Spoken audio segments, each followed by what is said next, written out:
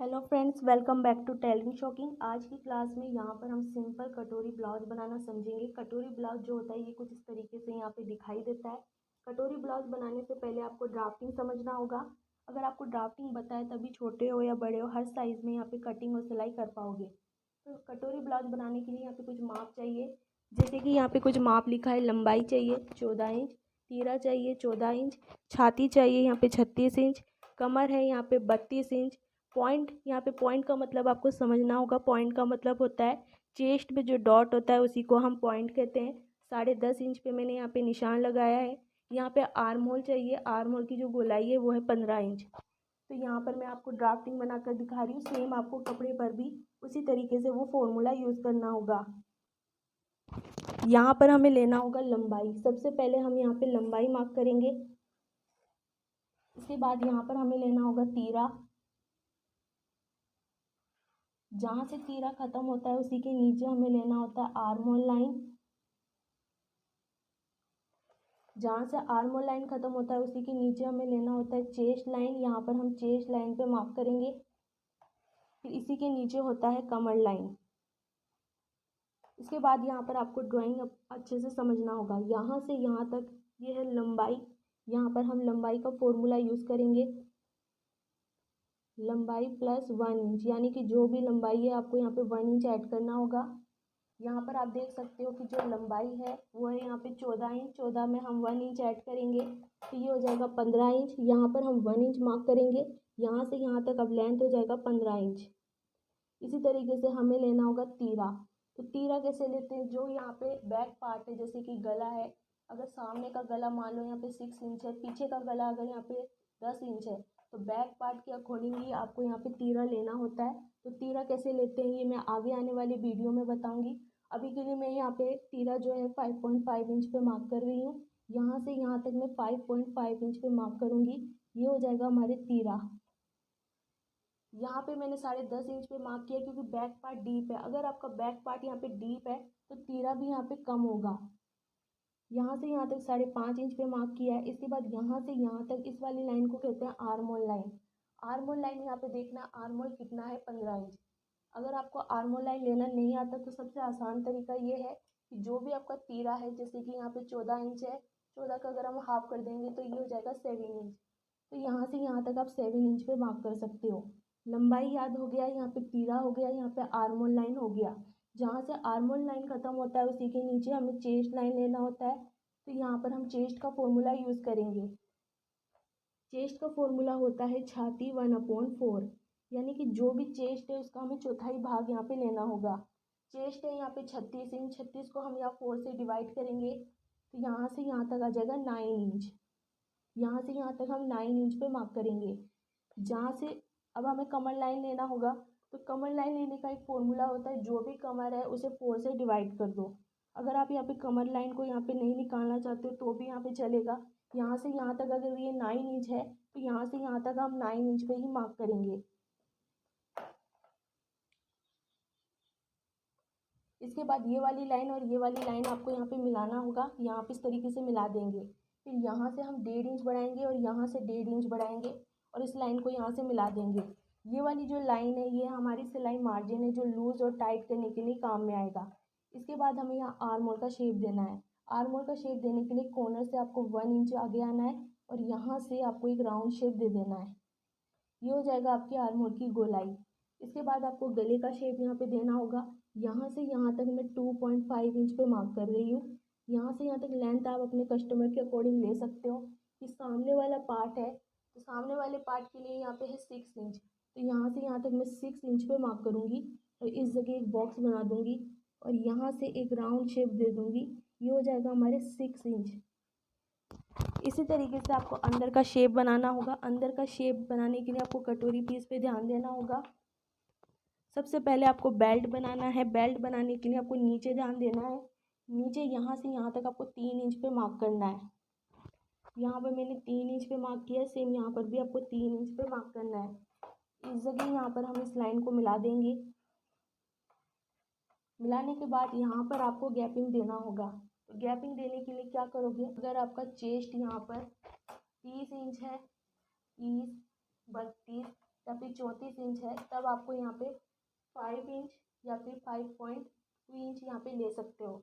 इसके बाद अगर आपका चेस्ट यहाँ पे 36 इंच है, 38 इंच है या फिर 40 इंच है या इससे ज़्यादा है, तब आपको 6 इंच या 6.5 इंच यहाँ पे ले सकते हो। तो यहाँ पर जो चेस्ट है वो यहाँ पे 36 इंच है, यहाँ पे 6 इंच है, तो यहाँ से यहाँ तक मैं 6 इंच आगे आऊँगी। यहाँ पे 6 इंच पे हमें मार्क करना होगा। जहाँ पर हमने मार्क किया है इसी के ऊपर यहाँ से यहाँ तक आपको 3 इंच आगे आना होगा।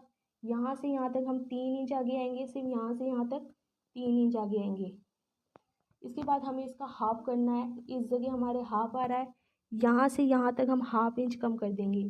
ये वाली जो लाइन है ये 3 इंच है, यहाँ से मैं हाफ इंच कम कर देंगे तो ये हो जाएगा 2.5 इंच। इसके बाद यहाँ से एक तरीके से राउंड शेप यहाँ पे दे देंगे। इतना करने के बाद ये एक पहला शेप हो गया। यहाँ पर आपको बेल्ट का शेप अच्छे से देना होगा। बेल्ट का शेप देने के लिए क्या करोगे, ये वाली जो लाइन है इस वाली कॉर्नर से बस आपको हाफ इंच ऊपर आना है। हाफ इंच ऊपर आने के बाद यहाँ से इस तरीके से हम राउंड शेप दे देंगे तो ये बेल्ट का शेप यहाँ पे बन जाएगा। इसके बाद आपको यहाँ कॉर्नर से यहाँ तक एक शेप लेना है। यहाँ से हम कॉर्नर में क्या करेंगे, जो भी आपका इंची टेप है, यहाँ कॉर्नर में जो भी आपका इंची टेप है आपको अपना इंची टेप लेना है। इस तरीके से यहाँ कॉर्नर में इंची टेप को रखेंगे, इस जगह पॉइंट करेंगे। यहाँ पर हम 2.5 इंच पे आपको यहाँ पे पॉइंट करना होगा। यहाँ पे एक पॉइंट हो गया, दूसरा पॉइंट यहाँ पे हो गया, तीसरा पॉइंट अभी आपको बनाना होगा यहाँ पर। यहाँ से यहाँ तक आपको 1 इंच पे मार्क करना होगा। तो 1 2 ये 3 पॉइंट हो गए, इन तीनों पॉइंटों को इस तरीके से मिला देंगे। ये हो जाएगा आपका कटोरी पीस। इसके बाद हमें बैक पार्ट बनाना होगा। तो जो ड्राइंग बैक पार्ट में है वही ड्राइंग हमें फ्रंट पार्ट में बनाना होगा। तो फ्रंट पार्ट में क्या है, जैसे कि यहाँ पर है लंबाई, तो लंबाई मार्क करेंगे। यहाँ पे है तीरा, तो यहाँ पे हम तीरा मार्क करेंगे। इसके बाद यहाँ पर है आर्म होल लाइन, तो यहाँ पर हम आर्म होल लाइन मार्क करेंगे। यहाँ पर यहाँ से यहाँ तक ये 15 इंच है, तो यहाँ से यहाँ तक हम 15 इंच पे मार्क करेंगे। यहाँ से यहाँ तक ये 5.5 इंच है, तो 5.5 इंच पे मार्क करेंगे। यहाँ से यहाँ तक 7 इंच है, तो 7 इंच पे मार्क करेंगे। इसके बाद चेस्ट लाइन है, यहाँ पर हम चेस्ट लाइन बनाएंगे 9 इंच पर। इसके बाद यहाँ पे कमर लाइन है, तो यहाँ पर हम कमर लाइन बनाएंगे। इस लाइन को हम यहाँ से मिला देंगे 1.5 इंच का, यहाँ पे हमने सिलाई मार्जिन दिया था। जो ड्राइंग इसमें है वही ड्राइंग हमें यहाँ पर बनाना है। यहाँ पर हमें 1 इंच आगे आएंगे और यहाँ से इस तरीके से शेप दे देंगे। इसके बाद यहाँ पे गले का शेप देना है। तो गले का शेप देने के लिए क्या करोगे, यहाँ से यहाँ तक 2.5 इंच है, तो यहाँ से यहाँ तक हम 2.5 इंच पर मार्क करेंगे। इसके बाद हमें लेंथ लेना होगा। लेंथ कितना है, पीछे का जो गला है यहाँ पे 10 इंच है, तो यहाँ से यहाँ तक हम 10 इंच पे मार्क करेंगे। अब यहाँ पे ध्यान देना है, यहाँ पे 2.5 इंच है, तो यहाँ से यहाँ तक हाफ इंच हमें आगे आना होगा। इस जगह हम 3 इंच पे मार्क करेंगे। यहाँ पर इस लाइन को यहाँ से इस तरीके से मिला देंगे। ये वाला जो शेप है ये कुछ इस तरीके से यहाँ पे जाएगा। बाद अंदर की साइड आप चाहो तो कोई डिज़ाइन यहाँ पे बना सकते हो, नहीं तो हल्का सा यहाँ पे मैं एक राउंड शेप दे दूँगी। इससे ये बैक पार्ट का जो गला है वो शेप यहाँ पे बन जाएगा। लास्ट में आपको सीधे यहाँ पे टक्स लगाना है। टक्स लगाने के लिए क्या करोगे, यहाँ फिटिंग वाली लाइन से यहाँ तक हमें हाफ करना है। इस जगह मान लो मेरे हाफ आ रहा है, टक्स की जो लेंथ है मैं यहाँ पे 3.5 इंच पे मार्क करूँगी। इसके बाद ये हो गया हमारा बैक पार्ट, ये हो गया फ्रंट पार्ट। अब आपको ये वाला पीस और ये वाला पीस यहाँ पे समझना होगा। जब आप इसकी कटिंग करोगे तो ये वाला जो कटोरी पीस है इसमें आपको सिलाई मार्जिन लेना होगा। तो यहाँ पे ये कटोरी पीस है, इस तरीके से यहाँ पर इस तरीके से ये जा रहा है। इसके बाद जैसे ये राउंड शेप है तो यहाँ पर मैं इस तरीके से एक राउंड शेप दे दूँगी। इसके बाद आपको ध्यान देना है इसमें सिलाई मार्जिन कैसे ऐड करोगे।